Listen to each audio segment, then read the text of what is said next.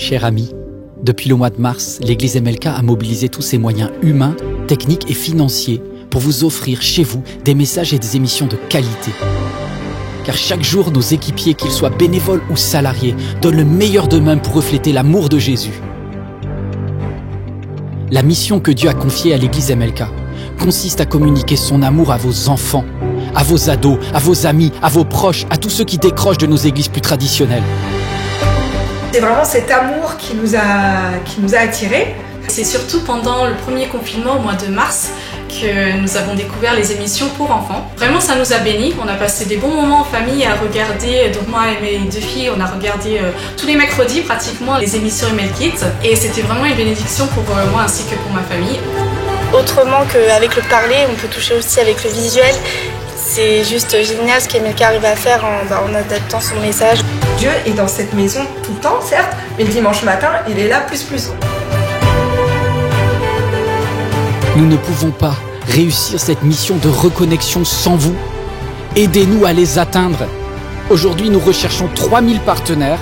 3000 partenaires qui choisissent de rejoindre financièrement ce travail en soutenant MLK à hauteur de 10 € ou plus chaque mois.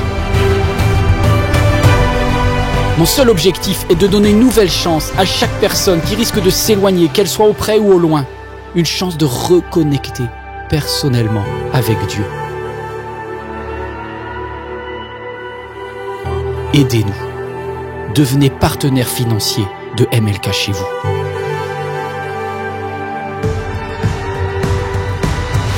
La production MLK a besoin de fonds. Voilà, je me dis pourquoi pas semer. Parce qu'on a été bénis. Devenir partenaire, pour moi, c'est faire ma part pour que ça bénisse d'autres personnes qui, à un moment donné, auraient peut-être aussi besoin de ce message, de ces messages, à tout moment. Ça me paraît naturel d'aider cette église à continuer à diffuser le message et à étendre le royaume de Dieu.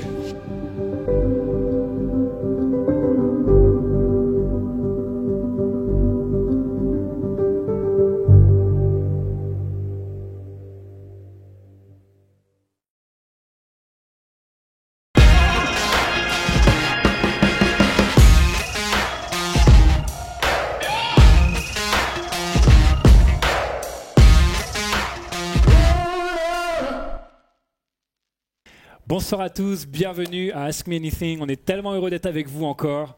Depuis quelques temps, il n'y a plus Koh-Lanta, mais on est là. Et vous êtes là aussi, ça c'est la bonne nouvelle. Je vous rappelle le concept. Vous avez des questions que vous n'oserez jamais poser à un pasteur. Vous dites, c'est un peu bizarre. Un chrétien ne doit pas se poser des questions comme ça. Elle est bête ma question. Peu importe. Vous nous les envoyez sur MLK Jeune Adulte, le Instagram. Et puis nous, on les sélectionne et répond en plateau. On a une émission spéciale homme aujourd'hui et j'ai des super invités. Les gars, est-ce que vous êtes prêts? Je vous donne 20 secondes maintenant pour vous présenter. C'est à toi. Hello les amis, moi c'est Joseph, j'ai 23 ans, je suis encore étudiant en communication politique, voilà, à la fac de Créteil. Yes. Et puis voilà, je suis très heureux d'être avec vous aujourd'hui. Bienvenue Joseph, c'est une joie de t'avoir avec nous. Bonjour à tous, moi c'est Higgins, j'ai 24 ans, je suis étudiant, j'étais étudiant en aéronautique, mais je vais me réorienter dans la musique. Sinon, je suis chrétien et puis je suis content d'être là avec vous. C'est une joie pour nous aussi, c'est vraiment super. Bienvenue Higgins. Merci. Gérald. Hello à tous, j'espère que vous allez bien. Je m'appelle Gérald, je suis marié, j'ai 38 ans, j'ai une belle petite princesse qui s'appelle Maë. Et je suis pasteur dans notre église, ils sont. Et t'aimes le café. Et j'aime beaucoup le café parce que j'ai aussi ouvert un café. Voilà. Yes. Ça sent bon tout ça. Ça sent très très bon. On est parti pour les différentes questions. Ok, les gars, on a 4 questions aujourd'hui. Vous connaissez le concept, je vous donne les titres. Ça vous aide pas du tout, mais vous devez quand même les choisir. Allez. La première question, c'est la question ravalement de façade. La deuxième question, c'est la question théologique. Il t'en peut déjà plus. La troisième question, c'est la question bonne femme. Et la quatrième, c'est la question bonhomme. Ok. Ça vous va? Vous partez sur laquelle? Faudrait mettre une musique de suspense, tu vois. Higgins. On est ratant. Bonhomme. La question bonhomme. Ok, super. Alors, la question c'est la suivante. Comment garder sa masculinité en tant qu'homme dans une église qui a une tendance à se féminiser de plus en plus. Il y a de plus en plus de femmes dans les églises. On est sur 2 tiers, 1 tiers. Alors comment on fait pour garder sa masculinité ? Je pense qu'il y a justement toute la place à prendre. Je pense que Dieu nous a appelés à être des hommes. S'il nous a créés en tant qu'hommes dans l'église. Tu sais, des fois, je me dis juste, j'ai l'impression qu'on pense que Dieu, il s'est trompé. Non, il savait très bien qu'il allait y avoir plus de femmes, qu'il y allait plus d'hommes. Donc, il y a un plan dans tout ça. Donc, je me dis, il n'y a pas à s'inquiéter. Je pense que ce qui est important, c'est de toujours s'entourer de gars qui nous édifient, qui nous tirent vers le haut, qui nous permet justement de pouvoir s'encourager les uns les autres. Je sais qu'on n'a pas cette tendance, en tant que gars notamment, à passer du temps ensemble, à part peut-être nous là aujourd'hui, quoi. Mais je pense que c'est important en tant que gars justement de pouvoir construire ces amitiés qui sont fortes, qui sont solides, qui sont réelles et qui nous permet justement de pouvoir nous aider à prier les uns pour les autres. Et moi, je crois que c'est ce qui m'a souvent aidé, d'avoir des vrais amis avec qui je pouvais partager des sujets particuliers, et notamment sur les rêves que je voulais avoir et que j'avais et que je voulais accomplir. Je crois que ça aide à garder son identité. Et puis, il y a la parole de Dieu. Il y a tellement d'hommes dans la Bible. À contrario, toi tu parlais comme quoi il y avait 2 tiers de femmes dans les églises. Dans la Bible, je pense que c'est beaucoup plus nombreux. On parle beaucoup plus des hommes. Donc je pense que tu as complètement un livre ouvert pour pouvoir t'aider à garder cette identité et à te retrouver dans tout ce panel, je pense justement. Yes. Joseph ? Ouais, alors la masculinité, je pense que c'est une notion qui n'est pas évidente aujourd'hui. On voit, il y a des gens qui parlent de crise de la masculinité, d'autres qui parlent d'une féminisation plus globalement de la société et pas juste de l'Église.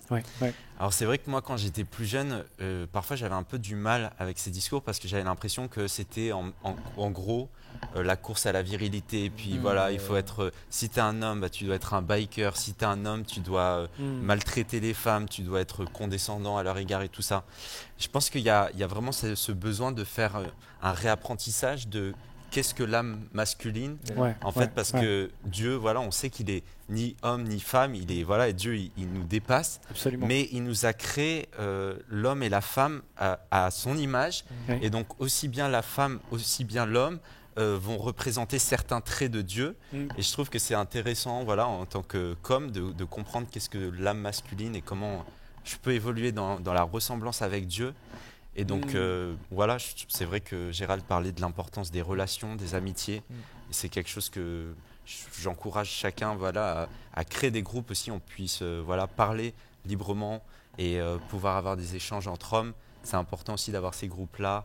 Et c'est bien aussi d'avoir une émission comme celle-ci où voilà, on peut se discuter aussi de ces sujets-là de la même manière que souvent il existe des groupes de femmes dans les églises, des groupes d'hommes, ça commence, à Hillsong c'est le cas, mais pas encore dans toutes les églises, et à mon avis on peut aussi progresser par rapport à ça. Ouais, ça peut être une bonne chose de partager les uns les autres. C'est vrai qu'il y a un peu une perte de repères là-dessus, mais au-delà du cliché d'être un gros macho viril, il est néanmoins important, je pense, que les hommes soient vraiment des hommes et ne soient pas juste un peu effacés en train de dire « Non, mais je ne suis pas vraiment un homme » parce qu'un homme, ça voudrait dire que je ne traite pas bien les personnes. Et là, on a un problème parce que non seulement les hommes sont perdus, mais les femmes aussi ont besoin de ce repère-là. Et parfois même, il peut arriver que dans certains endroits, les jeunes filles chrétiennes se tournent vers des gens d'autres religions qui assument beaucoup plus, qui vont être beaucoup plus juste avoir une réputation entre guillemets presque de virilité ou de je suis un homme, juste parce que des fois on est un petit peu paumé par rapport à ça. Alors je pense que c'est bon de dire je peux être vraiment un homme en étant équilibré, en étant entreprenant, en étant convaincu et pas en me laissant vivre, etc., mais en prenant les choses en main, en étant intentionnel dans l'ensemble de ma vie. Et je pense que ça peut vraiment être une bonne chose comme ça, le contact avec les autres et cet encouragement-là. J'aspire à ça. En tout cas, moi, personnellement, vraiment, j'aspire à ça, quoi. Ça peut être une bonne chose, Je pense aussi c'est aussi une base pour la société. Et en termes de repères. Oui, tout à fait. Dieu a créé clairement, tu le disais tout à l'heure, il y a l'homme et la femme. Les enfants arrivent bien évidemment après le mariage et on a cette idée où c'est le socle de la société. Si tu perds cette identité ou si tu perds ces repères, il y a un truc qui est pas équilibré. Ouais. Et pour avoir servi avec les enfants dans nos églises, moi j'encourage, et peut-être que tu aspires à ça, et peut-être que tu dis bah non, c'est pas ma place, c'est à servir auprès des enfants. Parce qu'en fait, souvent ce qui se passe, on le voit dans les écoles, ou on le voit en tout cas dans ces âges qui sont primaires, il y a souvent cette représentation de la femme qui est présente, et c'est très bien. Mais en fait, on a besoin aussi d'avoir ce repère d'homme qui justement est une image du père, si on peut extrapoler cette image, et qui est très importante. Et on a besoin d'avoir cette position, et je pense que ça fait partie de notre appel en tant qu'homme, tout simplement, d'être qui on a été appelé, c'est d'être cet homme, c'est de ce père, cette figure d'image, peut-être des fois d'autorité, mais aussi d'amour. Et un homme peut être complètement amour, ça. Enfin, t'as 2 enfants, je crois, c'est ça. Tu sais ce que c'est qu'être papa et délivrer de l'amour à l'infini. Enfin, je pense qu'au contraire, un papa peut être encore plus amoureux et démontrer de l'amour. Et ça, c'est de la masculinité en réalité aussi. C'est vrai que dans la société, il y a cette pression en fait, avec tout le mouvement féministe qui arrive et tout. Et donc, je pense que ce soit dans l'église ou même, comme je l'ai dit, dans la société, il y a vraiment cette pression que en tant qu'homme, on peut ressentir. Et donc, des fois, on a peur en fait d'oser, on a peur d'affirmer notre identité justement d'homme. Et on peut retrouver ça à l'église, comme tu l'as dit, il y a de plus en plus de femmes et tout. Donc, je pense que le truc, c'est de savoir c'est quoi notre identité, pouvoir l'affirmer et de savoir que les femmes ne sont pas là en fait, pour nous déranger, mais au contraire en fait, pour qu'on puisse faire le travail de Dieu et de pouvoir avancer ensemble. Je pense que chacun doit être à sa place, tout simplement. L'homme a sa place et il a juste à comprendre que dans son identité, il y a tout ce que Dieu a mis pour pouvoir faire ce qu'il doit faire dans l'église ou ailleurs, que ce soit dans la société ou même dans son travail, etc. Juste prendre conscience de son identité, de sa place, savoir que en tant qu'homme, j'ai ma place, les femmes ont leur place, et ensemble, on peut faire de grandes choses, simplement. Tout à fait. Je pense que voilà. Et clairement, cet équilibre produit quelque chose de bon. Les hommes, soyez courageux, avancez, prenez des décisions. C'est à ça que vous êtes appelés. C'est vraiment à ça que vous êtes appelés. Et quand on est un peu trop dans je sais pas trop, ce flottement-là, je suis pas sûr, je pense qu'il n'est pas vraiment bon. Alors, on a toujours des questions, des temps de doute et tout ça, mais ce flottement-là, si il définit qui tu es, si c'est un peu le mood général que tu as tout le temps, ça sera pas bon pour toi. Ça sera pas bon non plus pour ceux qui sont autour de toi, quoi. Donc, on a une grosse mission là, les gars. C'est clair. Ok, il nous reste 3 questions. Ravalement de façade. Je savais qu'elle voulait cette question-là. La question théologique et la question bonne femme. Ravalement de façade. Ok. On va être prêts. On est prêts. Est-ce qu'un chrétien peut faire de la chirurgie esthétique? Oui. Une très bonne question. C'est une question. Je peux commencer du coup? Ah ouais, vas-y. Ah bah, ils sont contents, eux. Je pense que tout dépend du contexte. Tout dépend du contexte parce que si, imaginons, quelqu'un a fait un accident et qu'il a perdu son oreille ou son nez, je pense que ça peut l'aider en fait à retrouver une certaine confiance. Et ça peut l'aider en tout cas. Mais après c'est assez compliqué. Moi, je pense que tu peux pas te lever un jour, tu dis je me trouve moche. Et donc, pour améliorer ma beauté, qui est définie justement selon la société, selon on va dire la société en fait. On dit je me trouve moche, du coup je préfère mon nez, etc. Je pense que quelque part pour moi c'est de l'orgueil. Je trouve que c'est de l'orgueil par rapport au travail de Dieu en tant que chrétien, bien sûr. C'est de dire que Dieu il a pas bien fait son travail, et c'est aussi de ne pas comprendre en fait ce pourquoi en fait nous avons ce que nous avons. Par exemple, les Asiatiques ont des yeux bridés parce que en fait leur environnement demande ça. Les Noirs ont des narines un peu comme moi, du coup. C'est en fonction de l'environnement. Je pense que voilà, c'est aussi remettre ce que Dieu a fait on remet ce que Dieu a fait en question en fait. Dans certains contextes, je pense qu'on pourrait. Mais si c'est parce que j'aime pas ça, parce que je dis que ce que Dieu fait n'est pas bon, je trouve pas ça bien. Je pense que voilà, pour ma part, je pense que non, on a le droit bien sûr de tout faire, mais je pense qu'en tant que chrétien, on devrait réfléchir et demander à Dieu quoi faire dans cette situation-là. Ok, merci Gens. Joseph, toi t'en penses quoi? J'irais De ce qu'on en voit dans les églises américaines et dans les grands prédicateurs, c'est sûr, parce qu'ils sont beaucoup à cet fait de la chirurgie esthétique. Mais on sait que les États-Unis, c'est aussi un autre contexte et c'est très ancré culturellement. Oui. Je pense que, voilà, ça dépend de quelles sont les motivations derrière. Il y a différents cas de figure, évidemment. Moi, je connais, par exemple, mon beau-frère, il était très complexé parce qu'il avait un nez assez proéminent. Et voilà, il a souhaité le réduire et pour lui, c'était vraiment son souhait. Est-ce qu'aujourd'hui, je ne pense pas que ce soit anti-biblique qu'il l'ait fait. Voilà, après, c'est vrai qu'il y a tellement de pression dans notre société par rapport aux apparences. C'est bien aussi de savoir s'accepter, comme ça a été dit par Higgins, de la manière dont Dieu nous a fait, d'accepter nos différences au niveau corporel, physique. Et donc voilà, pour moi, il faut vraiment remettre en question parfois, est-ce que je fais ça est-ce que c'est pour plaire à la société que je fais ça ? Quelle est ma motivation derrière ? C'est ça que j'éprouverai un peu avant de prendre une décision. Et puis de bien réfléchir, bien mûrir cette réflexion aussi pour ne pas la regretter plus tard. C'est clair. Ouais, complètement. Wow. J'ai pas plus de choses à dire. Vous avez plus ou moins dit ce que je pensais, mais pour moi, il y a ce verset qui dit tout est permis, mais tout n'est pas utile. Maintenant, et la suite, elle est super bonne. Et je me laisserai asservir par rien du tout. Tout à fait.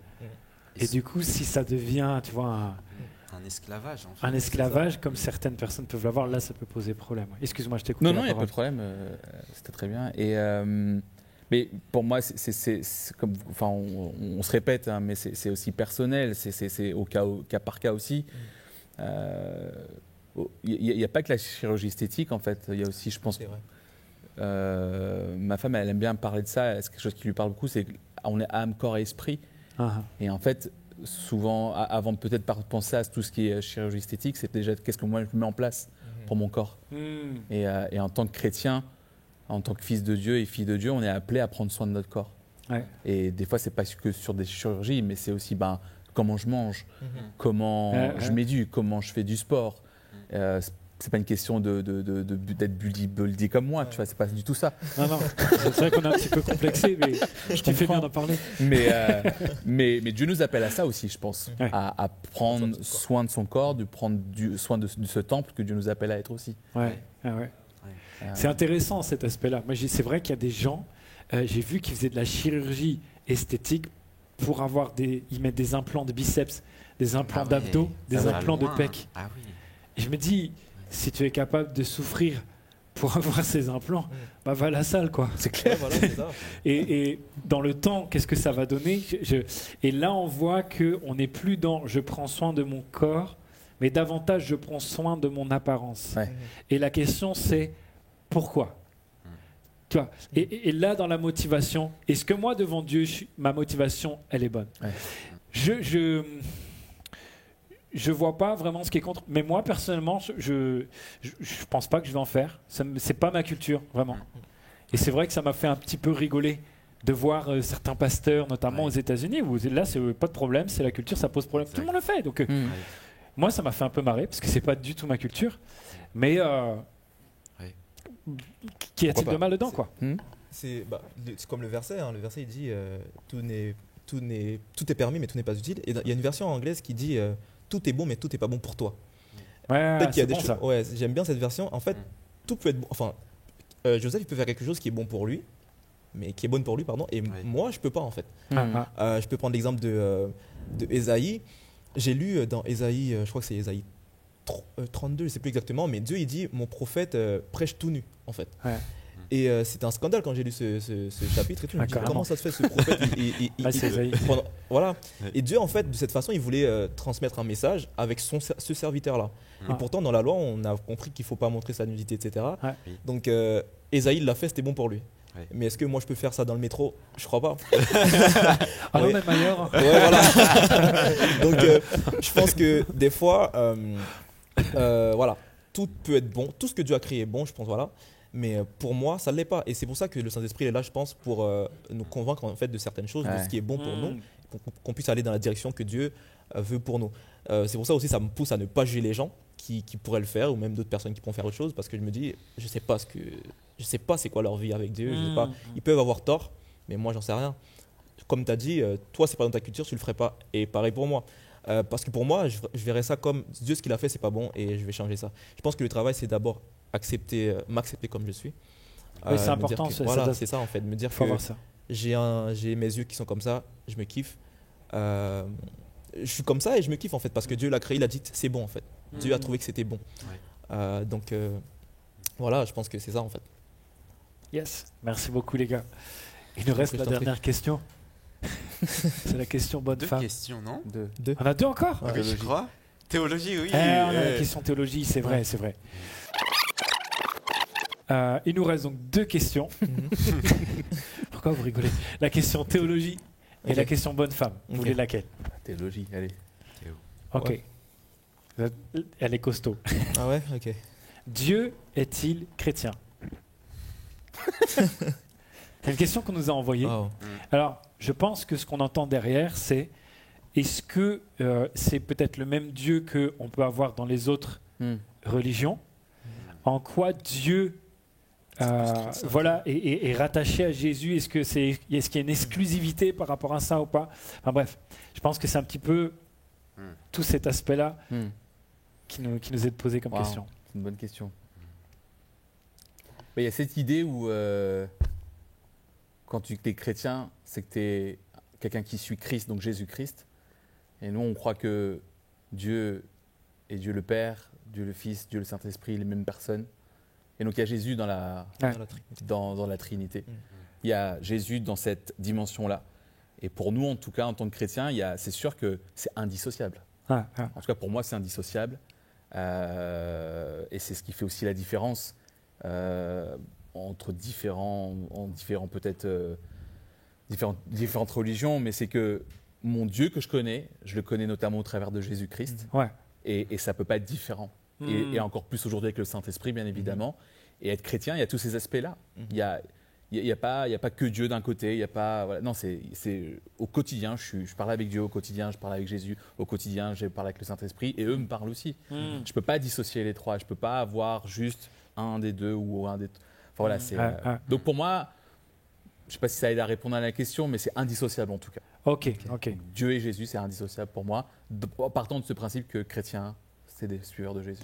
Je pense que c'est une réponse qui est claire. Elle n'est pas du tout évidente à répondre, mais merci beaucoup pour ta réponse. Les gars, vous voulez rajouter quelque chose? C'est vrai, la question elle est très, très spéciale, parce que si je pars du principe où avant que Jésus vienne sur la terre, Dieu était avec par exemple le peuple Israël. Est-ce qu'on peut simplement dire que Dieu est chrétien alors que Dieu il a toujours marché avec David, Salomon, Abraham, etc. Donc il n'y avait pas encore le christianisme. Mais c'est vrai que par rapport à la réponse de Gérald, c'est assez délicat en fait de répondre. Je pense que la question elle a été posée dans le contexte où on dit que par exemple les musulmans ont le même Dieu que les chrétiens. Enfin il y a un Dieu monothéiste et je pense que ça a été posé dans ce contexte-là. Je pense aussi. Ouais. Moi je dirais simplement que Dieu n'a pas voulu créer le christianisme ou l'islam ou je ne sais quoi. Dieu il a voulu créer une relation entre l'homme et lui. Et pour ce faire, il s'est fait homme en Jésus-Christ pour nous ramener à lui. Maintenant, si on nous appelle chrétiens, on l'accepte. Mais en fait, Dieu, ce qu'il veut d'abord, c'est un Dieu. Et puis, nous, qui va vers lui au travers de Jésus-Christ. Donc, voilà. Yes. Ouais, c'est intéressant. C'est un grand débat théologique et même interreligieux. Et ce qui est intéressant aussi, c'est de voir, par exemple, il y a des gens qui racontent que quand ils ont découvert, par exemple, une tribu qui n'avait aucun accès à l'évangile, qui ne connaissait rien de toute notre civilisation chrétienne, ils avaient parfois certains, quelque chose d'assez similaire. En fait, ils avaient eu comme une révélation en fait de Jésus, et c'était comme si le message que par exemple les missionnaires allaient apporter était le nom qu'ils allaient poser sur cette réalité, sur le fait qu'en fait on pouvait avoir une relation directe avec Dieu et que Dieu était miséricordieux, qu'il souhaitait nous pardonner, et en fait c'était pas par nos mérites qu'on pouvait aller vers lui, mais que lui venait vers nous. Et c'est vraiment ce mouvement-là. Et c'est vrai que aujourd'hui encore pas tout le monde ne connaît le nom de Jésus dans le monde. malheureusement. Et c'est vrai qu'il faut que ça change, mais je crois aussi que Dieu, c'est le Dieu de la révélation et que parfois, voilà, ça dépasse notre compréhension humaine. Il va se révéler même voilà, dans des groupes qui ne sont pas étiquetés forcément chrétiens, peut-être des gens qui n'auront pas accès à la Bible de leur vivant, mais qui auront compris finalement qui est Jésus, c'est Dieu qui s'incarne, c'est l'Emmanuel. Et ça, c'est une merveilleuse nouvelle, je trouve.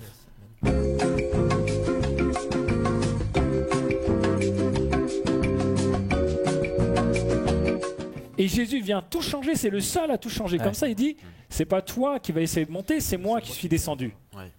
Et on va échanger. Et c'est pas basé sur ce que tu fais, contrairement à toutes les religions du monde, même les polythéistes.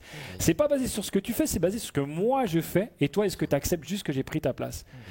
C'est parce que qui peut prétendre être à la hauteur de Dieu?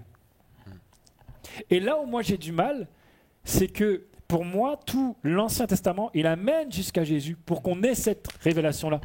Parce qu'on veut toujours montrer à Dieu qu'on est à la hauteur. En fait, mais non, on ne l'est pas. Et quand ensuite l'islam arrive, après, qui reconnaît l'existence de Jésus, Issa, et qui d'ailleurs reconnaît que c'est Issa qui va revenir ensuite. Oui.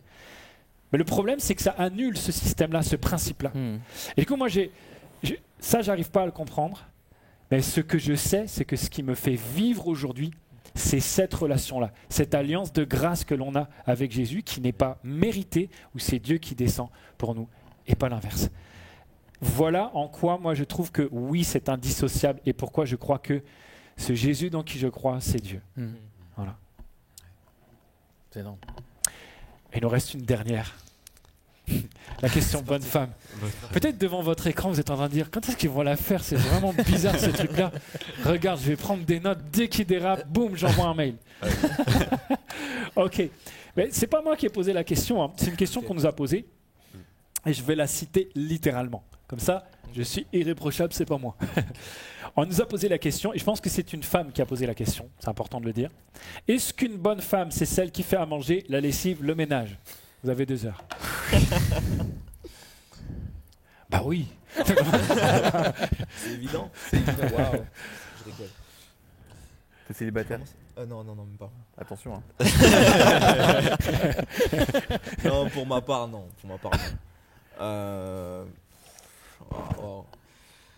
Je vous laisse répondre, les gars. Ok.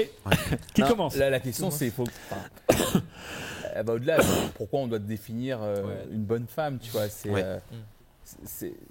Pour moi, c'est des catégories effectivement peut-être qui sont très larges, qui sont sociétales, qui est un stéréotype parce que effectivement pendant les années, notamment avant les années 80-90, c'était le modèle. On avait cette éducation portée notamment vers les femmes où il fallait justement que la femme soit au foyer. Aujourd'hui, on est sur un modèle qui est complètement différent où la femme n'est plus tout le temps à la maison. Et d'ailleurs, les tâches, elles sont censées être partagées. Yes. Pour moi, je vais être très cliché, mais j'aime beaucoup le proverbe 31, tu vois. Ah, carrément. Moi, c'est clair et net. Donc, je suis marié depuis 9 ans. Si ma femme, elle n'aimait pas Dieu, si ma femme, elle ne voulait pas servir Dieu, si ma femme, elle n'avait pas ce désir d'aligner les choses devant Dieu, c'était même pas du tout la bonne, entre guillemets, quoi. Et c'est ça qui est important, je pense aussi. On parlait tout à l'heure de masculinisation. Oui. Voilà. Mais je pense qu'en fait, chacun a sa place, surtout. Bien sûr. Donc c'est à quel moment on se complète, à quel moment on peut dépendre peut-être de l'un et l'autre. Oui.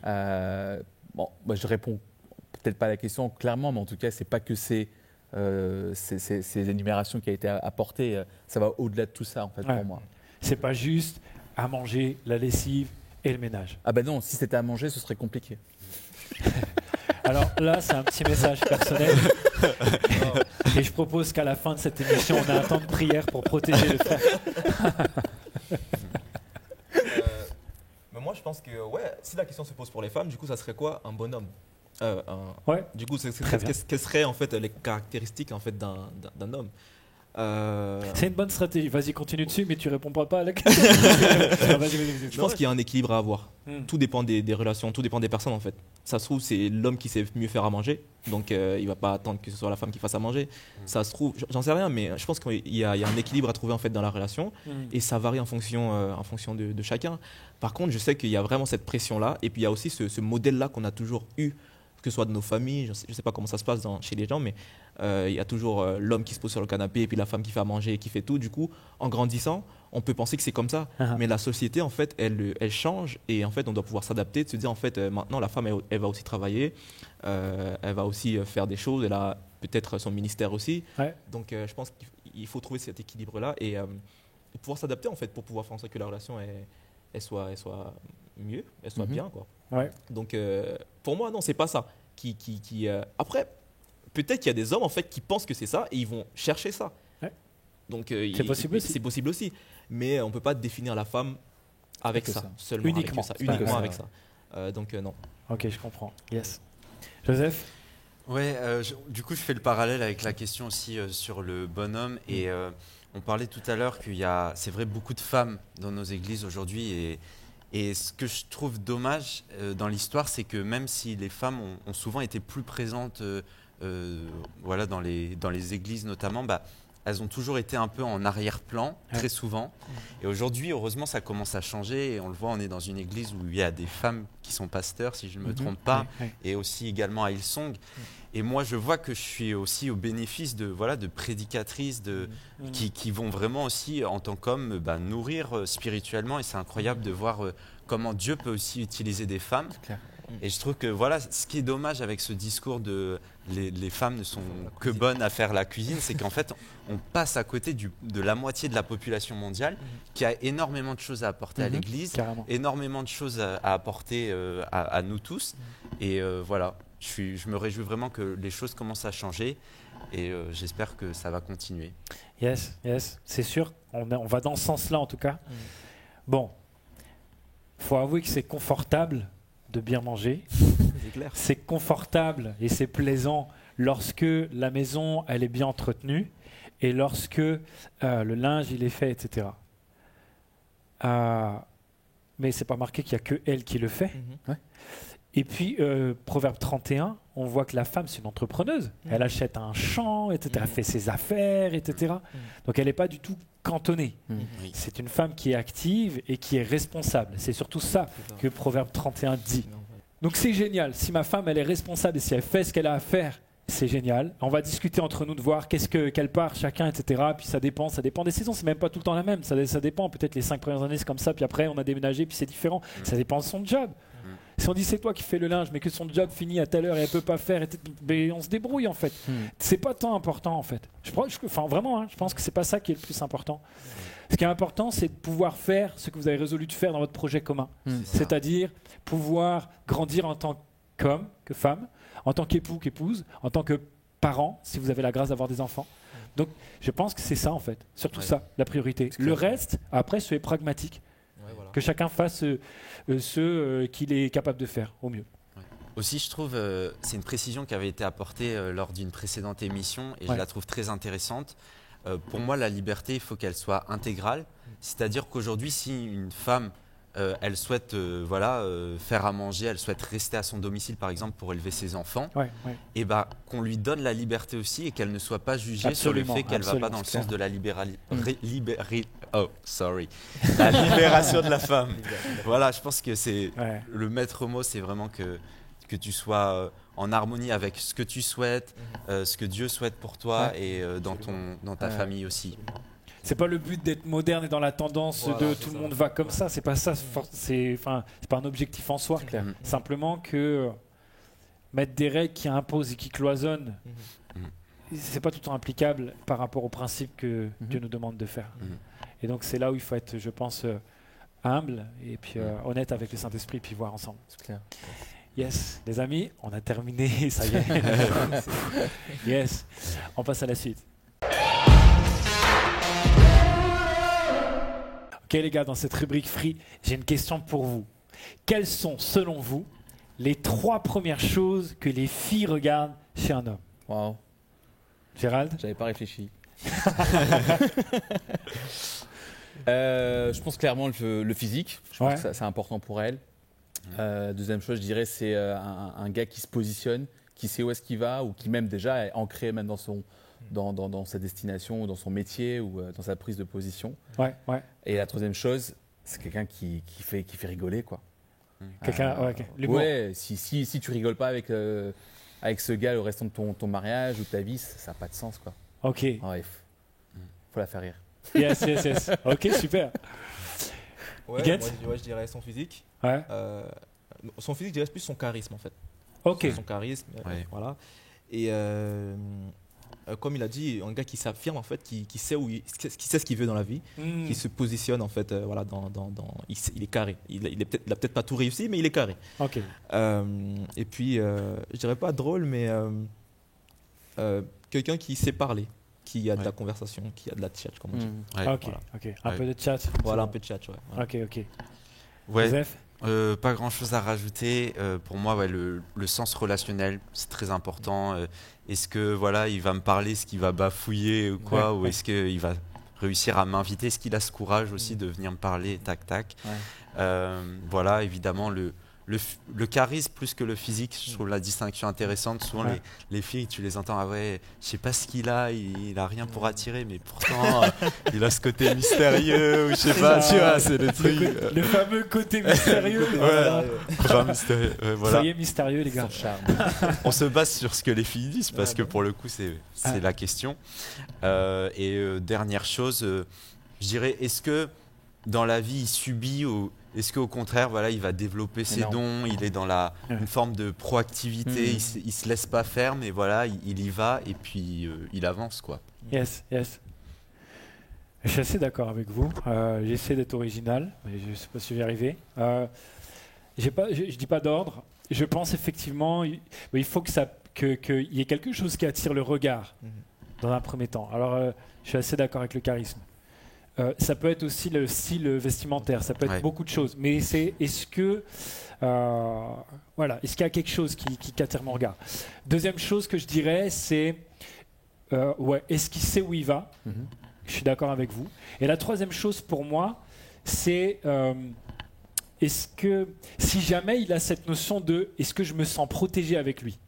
Tu vois, le côté, et c'est là où je vais dire, c'est un peu basique, mais pas juste, ça peut être une histoire de carrure physique, mais ça peut être aussi une histoire de grande bouche. Est-ce que quand il y a un truc qui va pas, il ouvre sa bouche ou non? Il dit rien et il attend que ça passe.